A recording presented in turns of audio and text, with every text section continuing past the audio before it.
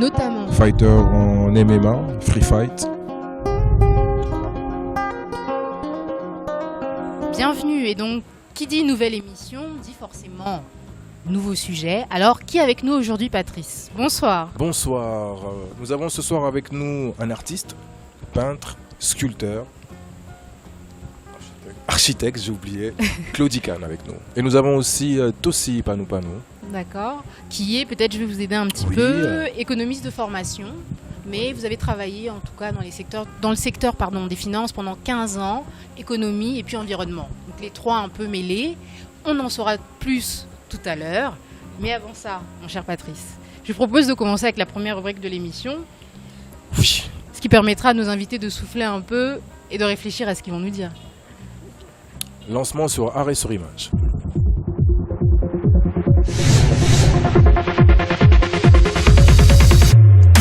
Alors pour ce premier arrêt sur image, ce que moi j'ai voulu vous proposer, excusez-moi, c'est comme on a quand même un artiste sur le plateau, il y a quelques jours, il y a eu 90 artistes donc congolais qui ont été primés du prix national de mérite de la culture et des arts.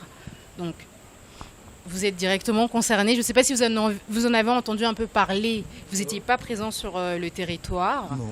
Exactement. Non, je n'ai pas eu la chance de participer à cette cérémonie.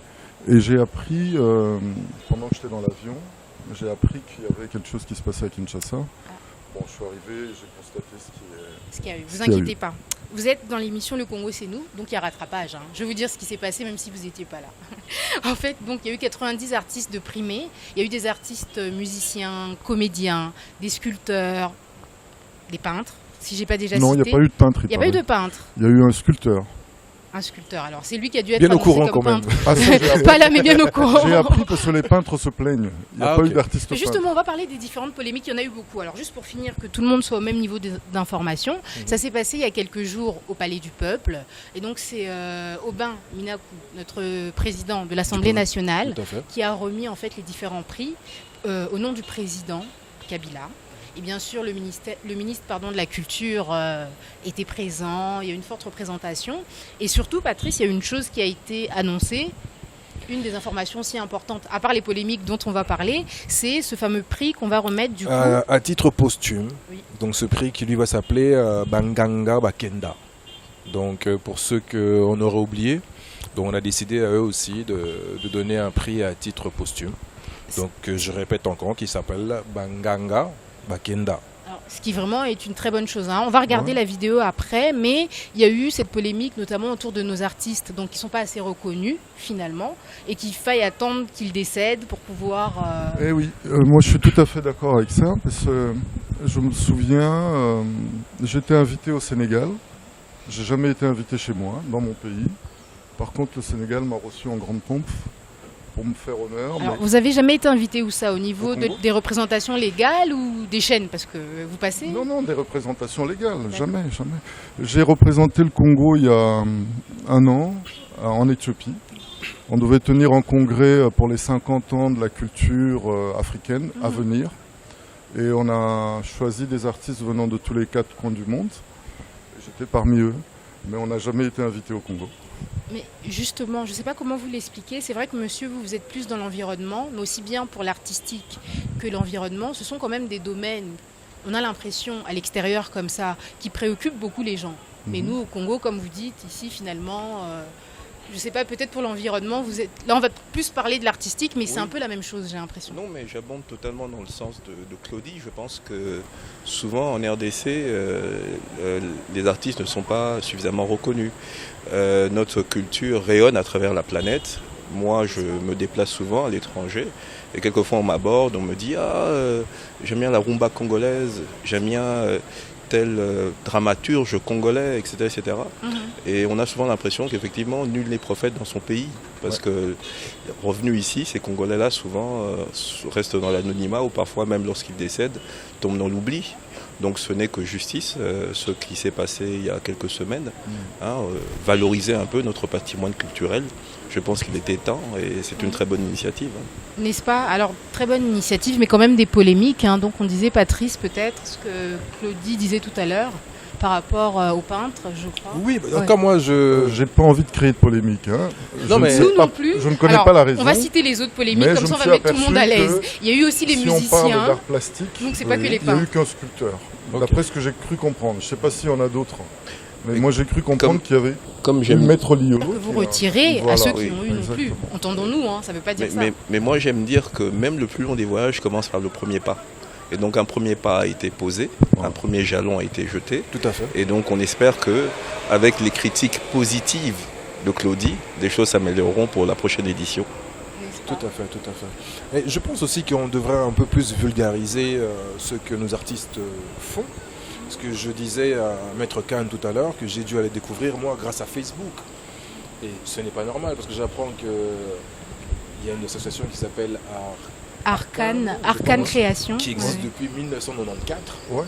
Et moi je découvre en 2015. Mais c'est ça justement, vous faites comment, vous les artistes directement? Alors on va pas dire est-ce que vous arrivez à en vivre, parce que quand même, mais comment vous faites dans les débuts pour passer du jeune artiste finalement pas reconnu et qui galère un peu à celui de votre niveau? On comprend bien, c'est pas suffisant, mais Le travail. comment ça se passe en fait? Le travail. D'accord. Il faut courir après les expositions, il faut essayer de se faire voir un maximum. Moi je dis que je travaille comme un fou, mais en fait j'ai pas l'impression que je travaille parce que j'aime ça. Hein, donc, mais je donne un maximum. Et c'est ça qui fait qu'on te découvre, qu'on te voit. Il faut aller au-devant des choses. Et les premiers francs, alors peut-être pour tous les étudiants Mais il y a une de chose l'Académie aussi des que j'aimerais Beaux-Arts. dire. Il y a une chose aussi que j'aimerais dire par rapport à. J'entends souvent au Congo, on attend que le gouvernement fasse quelque chose pour les artistes. On n'a pas besoin. C'est à nous de le faire et que le gouvernement appuie. Hein, moi j'ai entendu il y a quelques années, il y avait l'argent qui devait être distribué aux musiciens. J'ai rien compris. Ouais, ouais, ouais. Je dis mais je n'ai jamais vu ça en France, on distribue de l'argent aux musiciens. Les artistes, ouais. Non. Les artistes font des choses et le gouvernement appuie. Appuie. Ou les... Mais ça se passe comment au niveau des artistes, justement? Est-ce qu'il y a cohésion? Parce que ça commence là aussi. Est-ce Pour qu'il pouvoir faut... s'entendre. Mais vous savez ce que c'est qu'un artiste? Un artiste a déjà son style. Maintenant, un artiste, c'est un individualiste. Il veut qu'on découvre sa personnalité.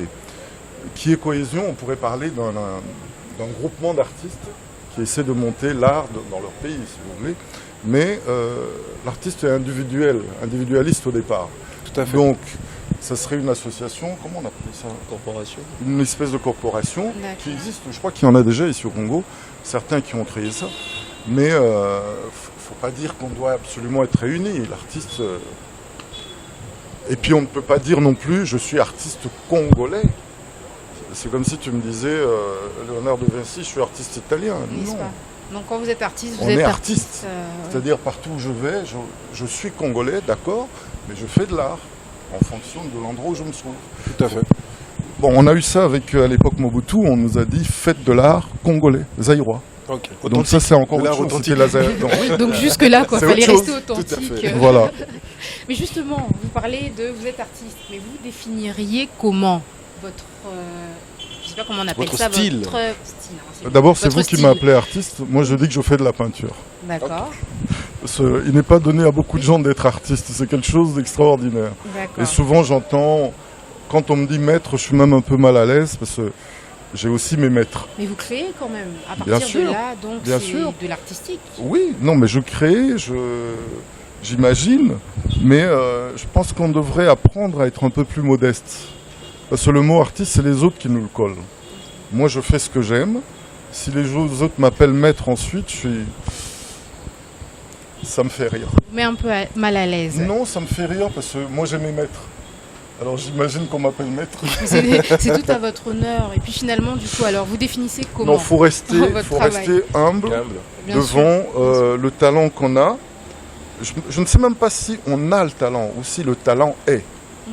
Donc il faut rester humble devant.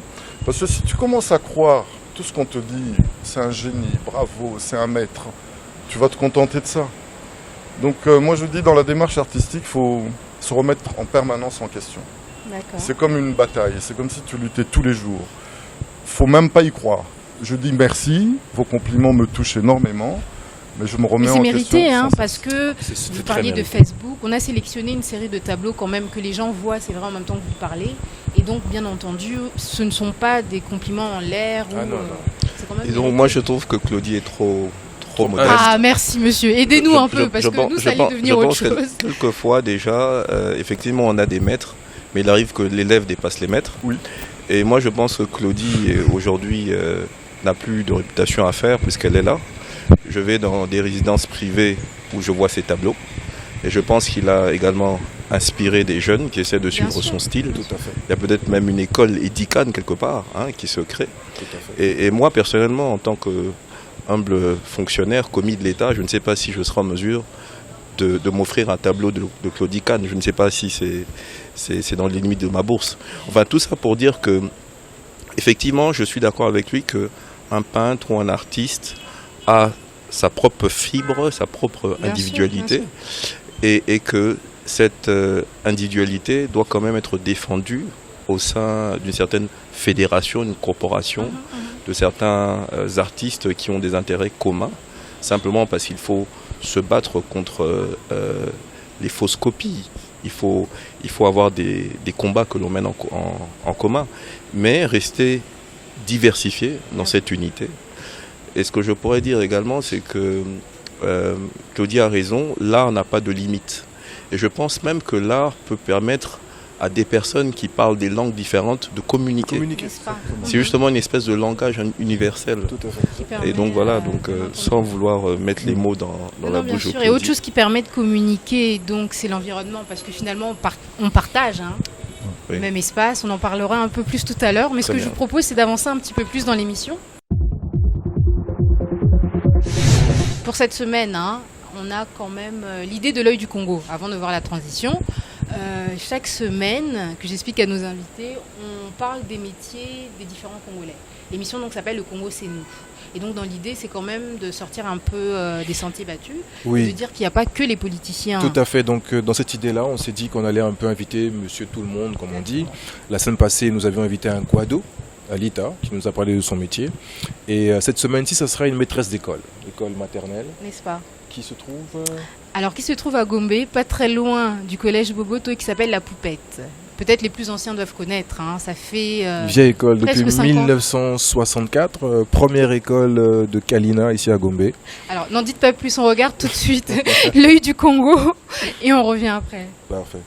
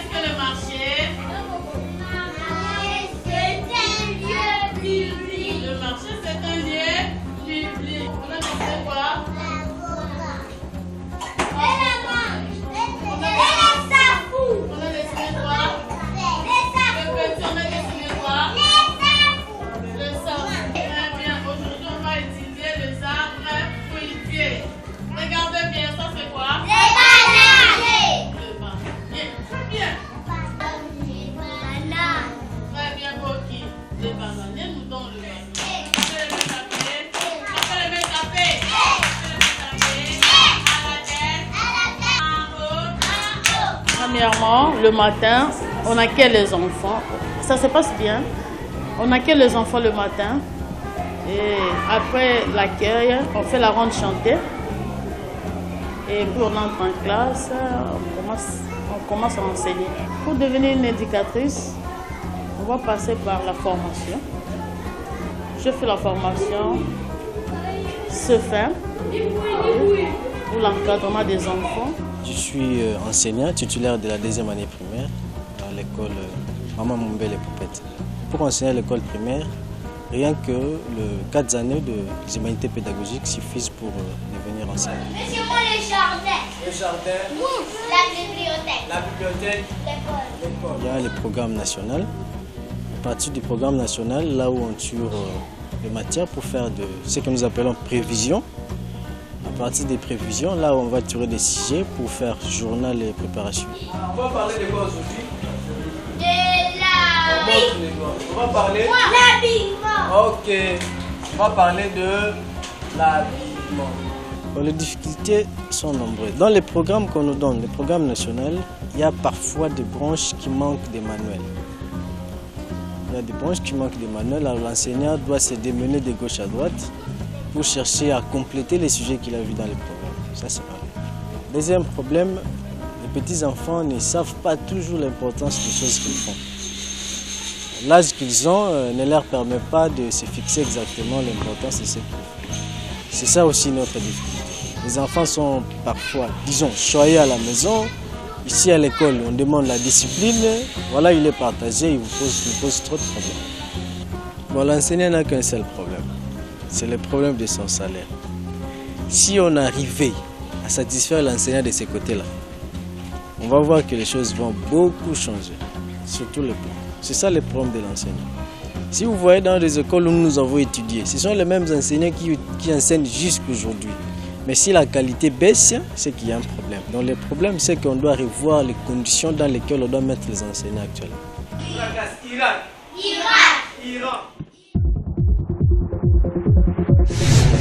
Voilà, donc Monsieur Mpanou, comme je disais tout à l'heure, hein, vous êtes dans l'environnement. Là, on parle d'éducation quand même. C'est un sujet aussi sensible.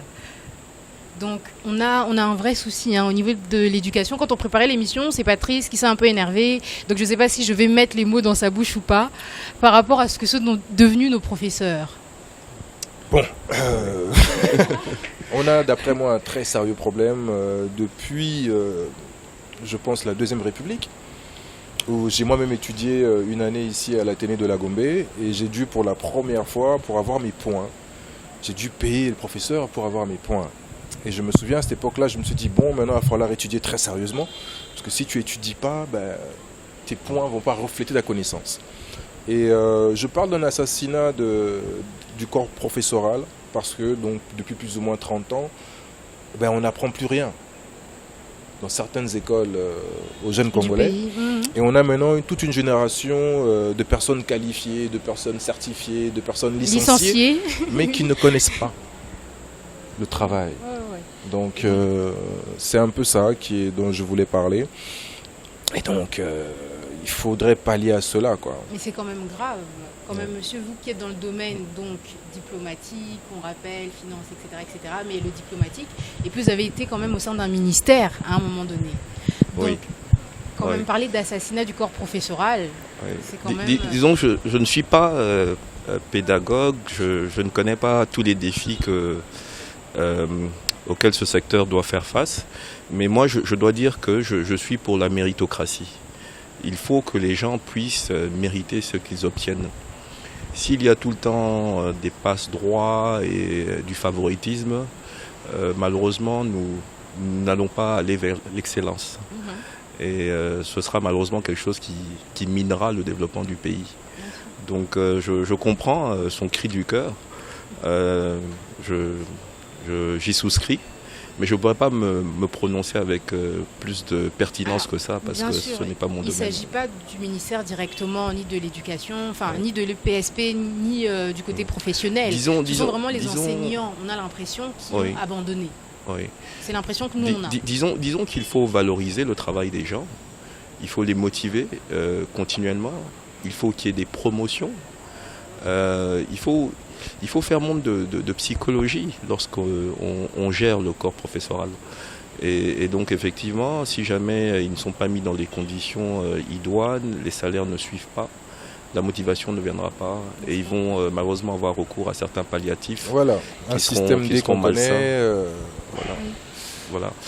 Et donc tout ça pour dire que l'éducation, c'est très important parce que c'est ce qu'on inculque aux enfants au bas âge qui va les façonner. D'où notre choix de la maternelle justement pour la poupette. C'est ce qu'on voulait symboliser quand même, que l'éducation, ça commence dès le bas âge. C'est ça. Donc quand même, c'est pas une fois qu'ils sont à l'université qu'on peut rattraper avec les points sexuellement transmissibles. Excusez-moi, je crois que c'est comme ça qu'on appelle ça. C'est comme ça qu'on appelle ça. Voilà. Donc toutes ces choses, c'est pas ça qui aide. Donc moi j'essaie. Vous ne saviez pas. Moi j'essaie d'atterrir sur le sujet que j'affectionne, donc l'environnement et le climat, en disant que justement c'est à ce jeune âge que l'on peut inculquer de vraies valeurs. C'est à ce jeune âge qu'on peut inculquer le patriotisme, le civisme, l'hymne national, le drapeau, les institutions. Et je pense qu'il faudrait qu'on passe d'un civisme qui a une connotation politique, un civisme écologique et environnemental. Justement. Et donc je pense que très jeune, il faut qu'on commence à expliquer à nos enfants qu'en brossant les dents, il faut fermer le robinet, il ne faut pas gaspiller, qu'on ne jette pas du plastique dans la rue, qu'on éteint la lumière en sortant de la chambre, et ce genre de choses. Je pense que si collectivement, 75 millions de Congolais font chacun leur petite part, eh ben, ça aura un impact énorme. Justement, vous nous faites la belle passe. Hein. Depuis le mois de janvier, donc vous êtes à la tête de ce qu'on appelle les PMA. Vous allez nous expliquer, hein, parce que moi j'ai découvert quand on préparait l'émission. Moins avancé, oui. Exactement. Oui. Ne faites pas le malin, parce que si on vous demande d'expliquer, on n'est pas sûr que vous puissiez. Donc vous allez quand même nous expliquer. Oui. Mais ce domaine de l'environnement, comment vous êtes arrivé dedans? Parce que vous êtes quand même très jeune, si vous permettez. On ne donnera pas votre âge, bien sûr. Mais vous avez quand même une longue carrière déjà derrière vous. Donc comment vous en êtes arrivé là? Un peu comme un cheveu dans la soupe, hein, disons. Parce que j'ai eu la chance, donc, après mes études aux États-Unis, de revenir ici et de travailler donc, au ministère des Affaires étrangères. Pendant 4 ans, j'ai travaillé pour 2 ministres des Affaires étrangères qui m'ont beaucoup poussé, qui m'ont donné beaucoup d'opportunités. Et donc, après avoir passé 4 ans donc, dans cette belle école, qui est le ministère des Affaires étrangères, où j'ai beaucoup appris en termes de diplomatie, de multilatéralisme et tout ça, il y avait un poste au niveau du ministère de l'Environnement qui exigeait la maîtrise de l'anglais et une bonne connaissance des institutions onusiennes. Et donc c'est comme ça que moi, étant économiste et financier, je me suis retrouvé là sans pour autant avoir fait des études environnementales ou écologiques. Mais cette sensibilité justement dans notre pays, je sais que vous êtes peu nombreux. Patrice Josselin est très sensible aussi à l'environnement. Donc, mais d'où est-ce que ça vous vient? Et vous n'avez pas l'impression un peu est-ce que c'est une bataille qui pourrait être gagnée dans notre pays? Parce que comme on dit quand même, les gens, dans certaines familles, dans certains foyers, il y a d'autres urgences. Donc la question, quand on parle de l'environnement, souvent c'est mais on a d'autres choses à régler, quoi. Donc venez pas me parler par exemple de ne pas jeter de plastique, or que peut-être que moi je cherche comment je vais payer l'école de mes enfants. Ouais, un exemple tout bête. Je comprends, c'est un peu la pyramide de Maslow, hein, les besoins, hein, qu'on a des besoins élémentaires, il faut se vêtir, il faut se nourrir, on n'a pas le temps de penser à sauver la planète. Mais je vais peut-être revenir à ce que Claudie a dit tout à l'heure, qu'il faut avoir de l'humilité et puis il faut travailler. Et moi je crois que c'est 2 choses qui m'ont beaucoup aidé dans ce domaine. C'est que j'y suis allé en connaissant mes limites et en lisant beaucoup, en travaillant beaucoup. Et donc par la suite, une opportunité avait été donnée à la RDC dans cette négociation sur le climat, où 200 pays se retrouvent autour de la table et essayent de gérer ce problème du climat ensemble. Vous parlez du COP21 là, hein, je parle du processus en général sous la Convention onusienne. Mais bien sûr, ces pays se réunissent chaque année et chaque année ce sont des COP. Donc la conférence des parties en anglais, on dit COP. Et donc et la RDC a eu l'opportunité d'avoir donc cette présidence du groupe des pays africains. Et la RDC a mis mon nom comme candidat. Et donc on a pu gérer les 54 pays africains pendant 2 ans. Okay. Et donc c'était une présidence qui, au dire des uns et des autres, avait été probante, avait produit des fruits. Et donc cette année, l'opportunité nous a été donnée donc, de rééditer la coordination d'un groupe en prenant maintenant les PMA, le groupe des pays les moins avancés, qui, contrairement au groupe africain, ne représente pas un groupe de pays dans une région, mais en fait des pays qui sont dans diverses régions, mais qui ont en commun un agenda politique, qui ont en commun le fait que c'est les pays les plus pauvres, les plus vulnérables, les pays qui ont les indices de développement les moins importants. Et donc, justement, tous ces pays-là, ils se réunissent, ils font quoi? Ils cherchent des solutions? Vous avez des financements pour ça? Déjà dans cette négociation sur le climat, ils ont une posture morale très importante, très élevée et très légitime, puisqu'ils disent « nous n'avons pas contribué à créer ce problème du climat, nous sommes les plus grandes victimes ». Et donc, ils vont donc dans cette négociation, effectivement, pour essayer de trouver des solutions, en disant notre priorité des priorités, c'est réduire la pauvreté, avoir une croissance inclusive. Ce n'est pas sauver la planète, mais on est prêt à faire ce saut qualitatif vers un développement moins carboné, un développement plus résilient face aux effets néfastes du changement climatique, mais on conditionne cela à un financement, on conditionne cela à du transfert de technologie, on conditionne cela à du renforcement de capacité.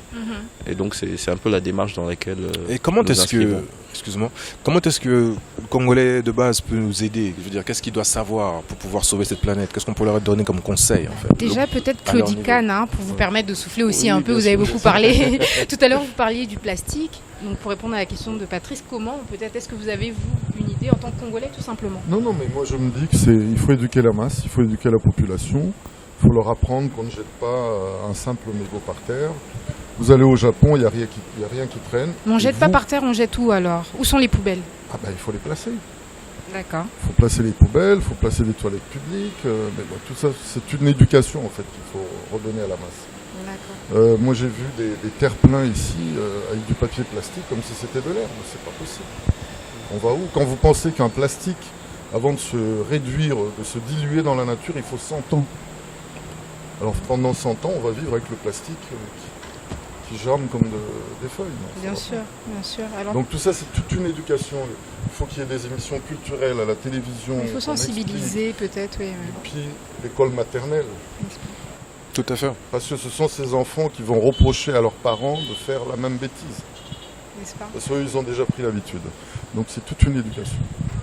Donc de votre œil de professionnel, vous confirmez Oui, de l'expert, excusez-moi. je confirme, et il y a beaucoup de choses à faire en même temps. Effectivement, il faut éduquer, c'est une chose. Il faut également donner les moyens de l'action, et surtout il faut décentraliser. Pour moi, le rôle de tout État central, fort et révolu. Et on le voit par exemple aujourd'hui avec les 26 provinces. Il faut essayer de rendre la décision, la prise de décision, la mettre au niveau le plus local possible. Parce que c'est ces gens-là qui connaissent la réalité du terrain et qui connaissent les priorités. Et même dans Kinshasa, il faut renforcer le rôle des bourgmestres. Moi, j'ai un ami bourgmestre dans la province de Kitambo qui fait énormément de choses. Mais malheureusement, ses prérogatives sont limitées. S'il avait plus de moyens et plus de prérogatives, je suis sûr qu'il ferait des choses encore plus importantes. Autre chose pour dire que, effectivement, le plastique ne se dégrade pas. Il prend 100 ans pour se dégrader. Et malheureusement, il s'amoncelle et ça fait des couches imperméables qui ensuite créent d'autres problèmes, des éboulements de terrain, de l'érosion. Et dans d'autres pays, ce plastique, ces déchets, représentent de l'argent, représentent un modèle économique, représentent de la richesse. Alors à nous de voir ce qui se passe ailleurs, de s'en inspirer et d'essayer de gérer cela de manière cohérente également. Alors, avant de passer à la dernière rubrique, une petite question un peu taquin, monsieur, si vous permettez.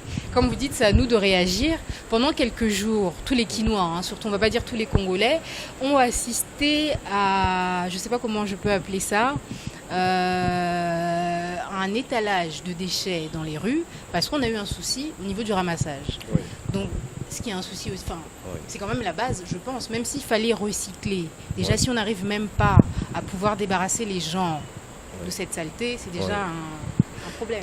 Disons, j'étais à l'étranger quand ce problème s'est effectivement a pris forme, et ma connaissance approximative me dit que en fait il y a une petite dimension politique à ce problème, dans le sens où un bailleur qui avait beaucoup soutenu le gouvernement l'a lâché de manière assez... L'Union européenne, alors, pour assez ne pas les citer. impromptue, et donc ça a effectivement créé quelques défis, mais qui, d'après ce que je comprends, semble être résorbé. On n'est pas là pour pour polémiquer, on essaie de comprendre. Oui. Encore une fois, on se met à la place du Congolais lambda. Oui, Il a été dit qu'au-delà de l'Union européenne qui a lâché donc le gouvernement aussi a rechigné à payer finalement pour l'essence. Donc nous aussi on s'est senti un peu lâchés du coup, parce qu'on s'est dit on vient de nous aider.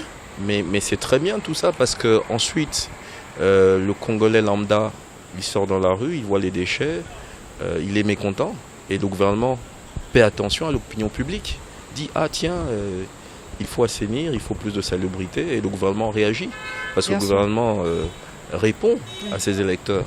Donc c'est la démocratie en marche. Non, puis quand même le problème a été réglé depuis, mais il était important de revenir dessus quand même, en vous ayant vous le spécialiste avec nous. Oui. Donc il semblait normal de revenir dessus. Ben voilà. Merci beaucoup. Je vous propose de continuer la suite de notre émission. On arrive tout doucement à la fin. Il nous reste 2 petites rubriques encore. Alors tout de suite, on essaie de parler du pays, des domaines artistiques, du mobilier, des immeubles. Donc, vous vous demandez, mais qu'est-ce qu'elle raconte celle-là? Elle parle tout simplement de la rubrique Racine.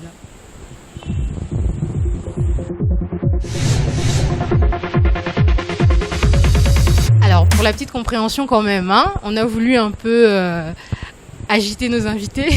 Donc notre rubrique Racine, c'est notre rubrique en fait qui permet aux plus jeunes notamment, ou même les plus vieux qui ne connaissent pas, d'apprendre pourquoi le Stade des Martyrs, pourquoi on a le bâtiment de Sosacom, pourquoi tel bâtiment, etc., etc.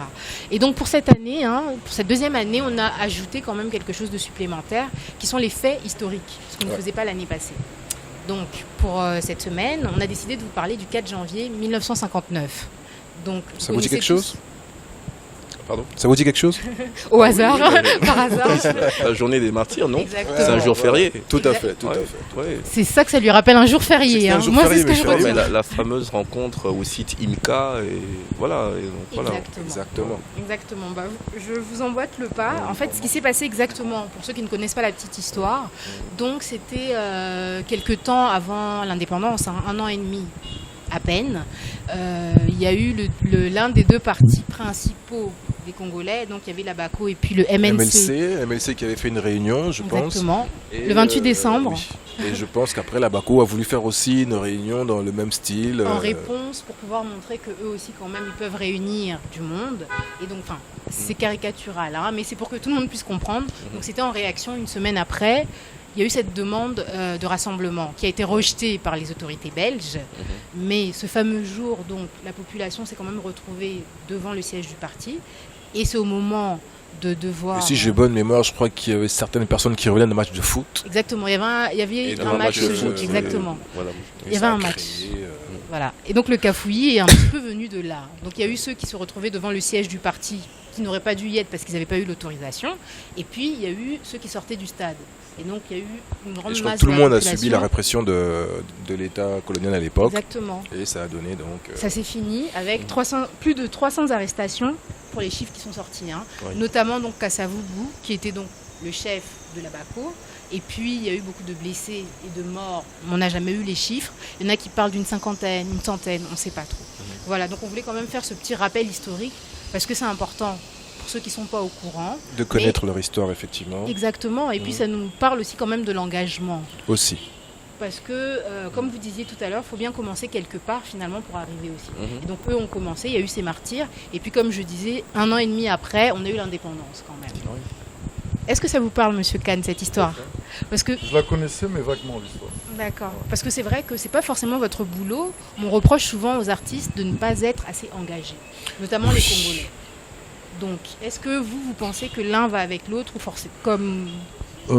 Est-ce qu'il faut s'engager ? Telle est la question. C'est quoi le rôle de l'artiste ? Il est là en train de chercher à faire du beau, même avec du laid. C'est-à-dire, même dans la laideur, on peut retirer quelque chose de beau.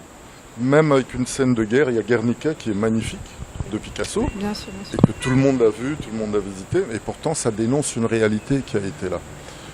Et moi je pense que, moi ça me parle, j'ai peint des choses dans ce genre, mais maintenant il faut savoir lire la toile aussi, parce que nous on peint avec des suggestions, on a des couleurs, je vais mettre du rouge, ça veut peut-être dire du sang, ou ça veut dire...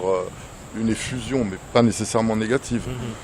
Mais souvent, je parle pour moi, dans mes tableaux, même s'il y a cette souffrance, même s'il y a ces malheurs, il y a quand même toujours de l'espoir. Parce que je pense que s'il n'y avait pas d'espoir, il n'y aurait plus rien. Tout à fait. Donc qu'on souffre aujourd'hui, de toute façon, si on nous enlevait tout ce qui nous fait mal, que nous resterait-il ? Justement, il y a certains artistes qui puisent dans la souffrance. Vous, on ne sait pas réellement quelle est votre source d'inspiration. On dit souvent que la souffrance nous nourrit, mais c'est pas vrai. Parce qu'on peut peindre du beau, mais ma question est, est-ce qu'il faut faire plaisir ? Moi, j'ai envie dans ma peinture, j'ai envie de raconter la vie, j'ai envie de... Ce que je vis tous les jours, c'est un peu comme les musiciens. Ce que je vis tous les jours, j'ai envie d'en parler en peinture. Maintenant, il y a une façon de le faire qui ne doit pas être violente, par exemple. Tu peux la faire violente, mais trouver le moyen de l'exprimer. Et vos couleurs vives, justement, c'est quand même ce qui vous caractérise. Dans ma peinture, il y a beaucoup de couleurs vives. Mais vous êtes Comment on est censé lire ça ? Mais vous êtes dans un pays chaud. Comme moi. On est dans un pays chaud. Tout est couleur. Regardez la nature. Je crois que les gens ont beaucoup oublié. Quand vous peignez un portrait, tout ce qui entoure, donc tout ce qui est à côté de vous, se reflète sur votre peau. Comment ne pas mettre cette couleur ? Tout à fait. J'ai pas un noir et je mets du noir. Non, j'ai pas un blanc et je fais du blanc. Donc moi, ce qui m'intéresse, ce qui m'interpelle, quand je vous regarde là-bas, Je vois toutes ces lampes qui vous éclairent, je vois le bleu du plafond qui descend. C'est pas possible. Donc en fait, on n'est que couleur. Pour la petite adage, quand je peins un blanc, j'utilise moins de couleurs. D'accord. Quand je peins un noir, quand je peins un blanc, j'utilise plus de couleurs que quand je peins un noir. Mais je me suis toujours posé la question, pourquoi on dit les hommes de couleur? C'est ça. C'est ça. Du coup, pour les blancs, alors, il y a plus de mélange. c'est Non. ça, hein, de couleurs. Quand je peins un blanc, je dois utiliser toutes les couleurs. J'ai du bleu, j'ai du vert, j'ai du mauve, j'ai du rouge. Mais quand vrai je qu'on- peins un on voit noir, les je peux me veines, limiter à 4 couleurs. Seulement. Et je me demande pourquoi on les appelle des hommes de couleur. Bonne question.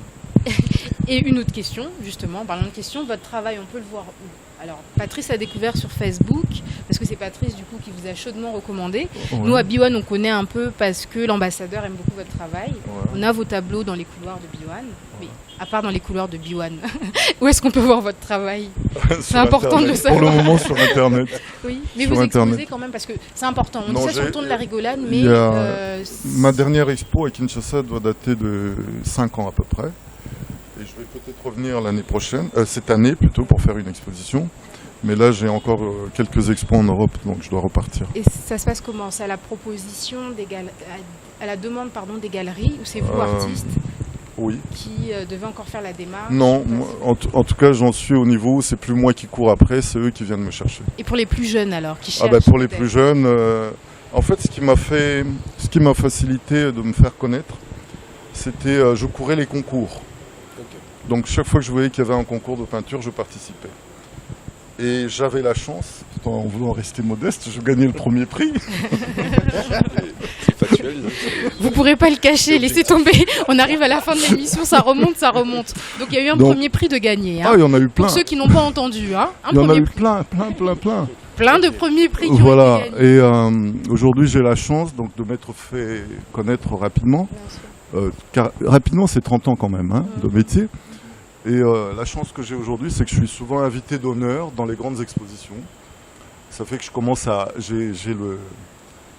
Comment on peut dire je décide de mes expositions maintenant. Vous avez quand même Au la départ, possibilité de j'ai choisir. exposé dans les mairies, j'ai exposé dans les petites manifestations. Les restaurants, c'est des choses que je ne ferai plus aujourd'hui. Bien sûr. Mais parce qu'il y a un nom qui est monté, et puis il faut voir aussi dans quel cadre.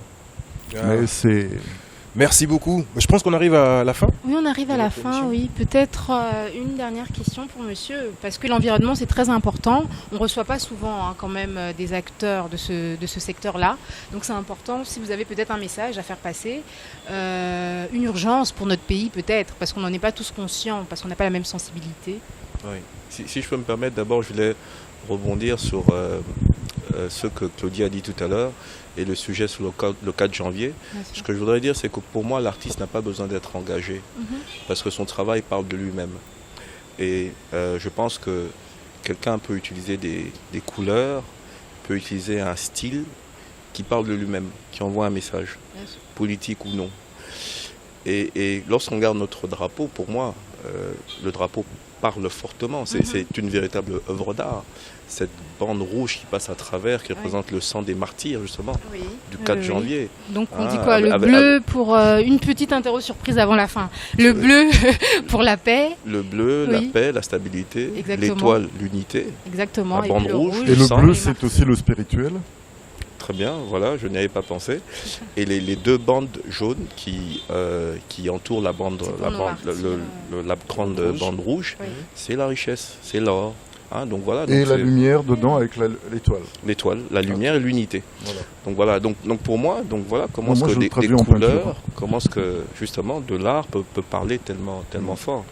Donc maintenant pour en venir Au sujet des marques. à mon secteur, je pense qu'aujourd'hui, ce problème du climat revêt une centralité indéniable. Tout le monde en parle, tout le monde s'implique. Même le pape François, l'année dernière, a publié une encyclique qui portait sur le climat, qui nous demandait donc de pouvoir changer nos modes de production, nos modes de consommation et d'arrêter d'être cyniques, de faire comme si ce que les scientifiques nous disent sont des chimères. C'est des choses qui existent véritablement Très réel, oui. et il faut que tout le monde s'implique, il faut que tout le monde agisse.